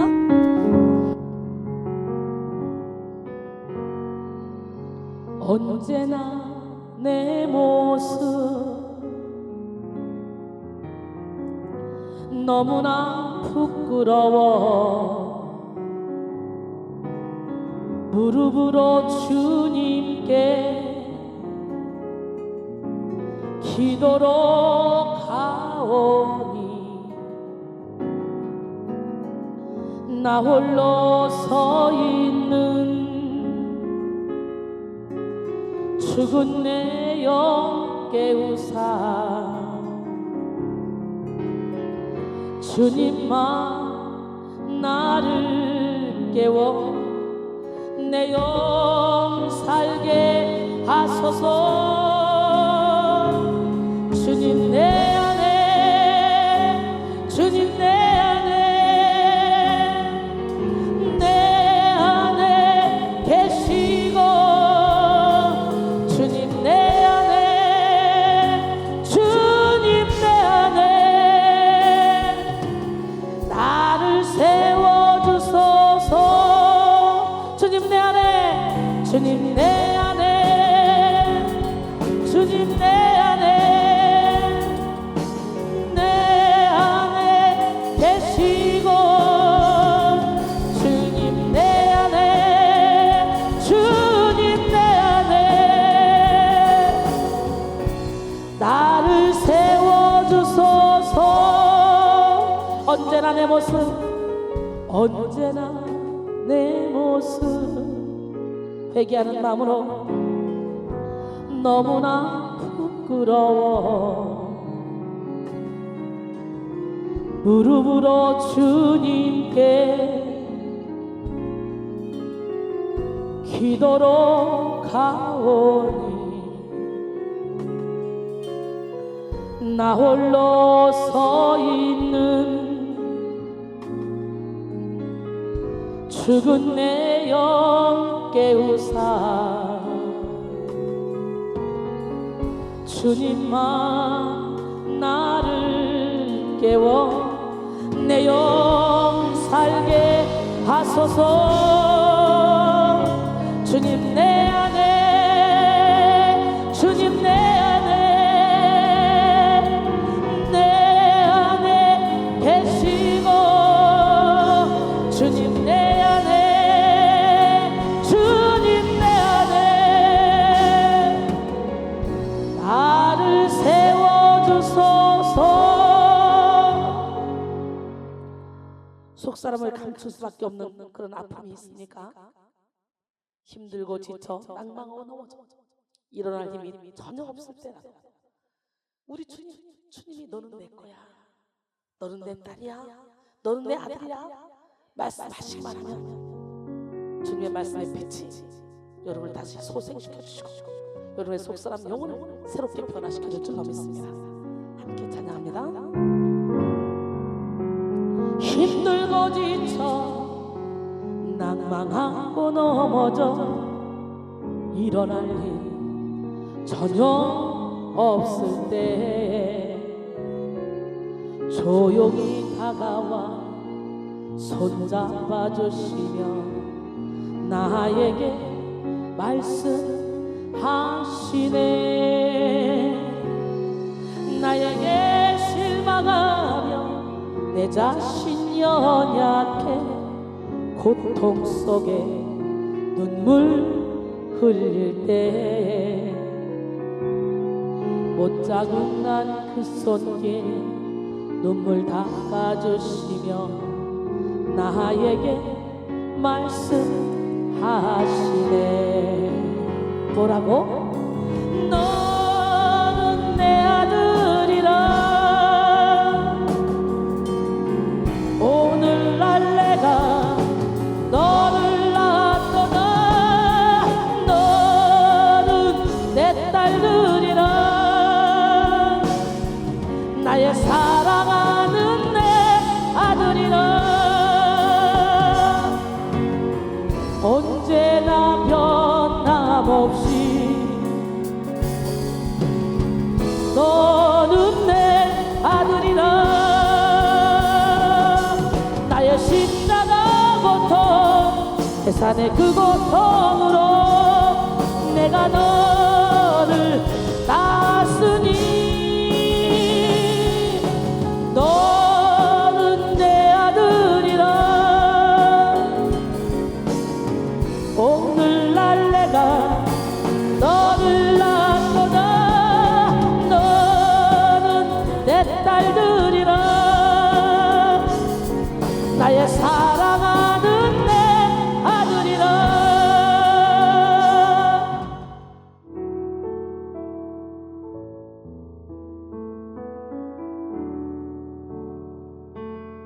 내 모습 이대로 가슴에 손을 치고 주 봐주옵소서.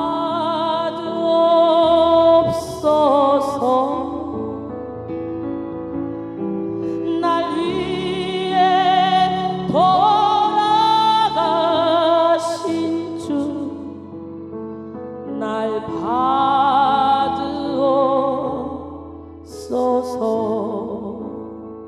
내 모습 그대로 갑시다.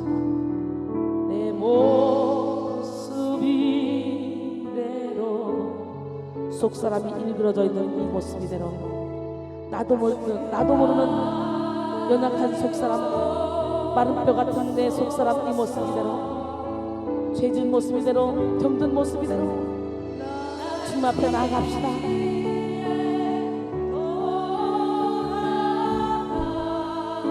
주님 기름 부어주세요. 주님의 뜻대로 살기로 수도 없이 결단하며 기도했지만 시시때때로 힘과 결심이 연약하여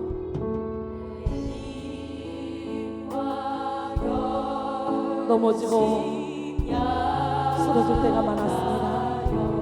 주님 나의 속사람을 드러내고 이제 치료받기를 원하오니 강력한 기름을 부어주시옵소서. 바로 지금이 은혜 받을 때요, 지금이 치료받을 때요, 지금이 속사람이 새롭게 변할 때입니다.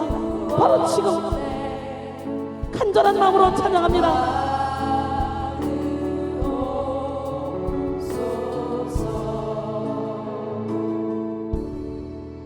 내 힘과 결심 약하여 늘 깨어지기 쉬우니 주 이름으로 구원해 날 받으옵소서.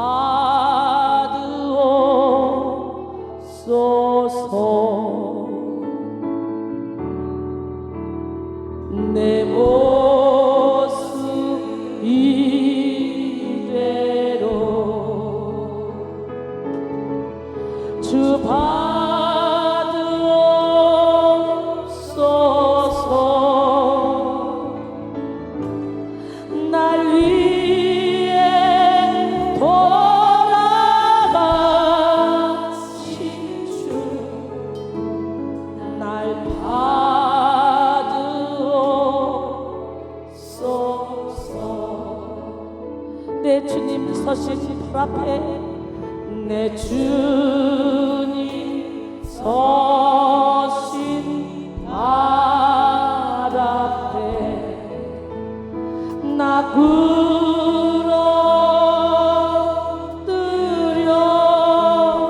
부러뜨렸으니 그 크신 역사 이루게 날 받으옵소서. 내 모습 이대로 내 모습 이대로 주 받으옵소서. 주 받으옵소서. 날 위해 돌아가신 주, 날 위해 돌아가신 주, 날 받으옵소서. 큰 죄에 빠져 영죽을, 큰 죄에 빠져 영죽을 날 위해 피 흘렸으니 주 형상대로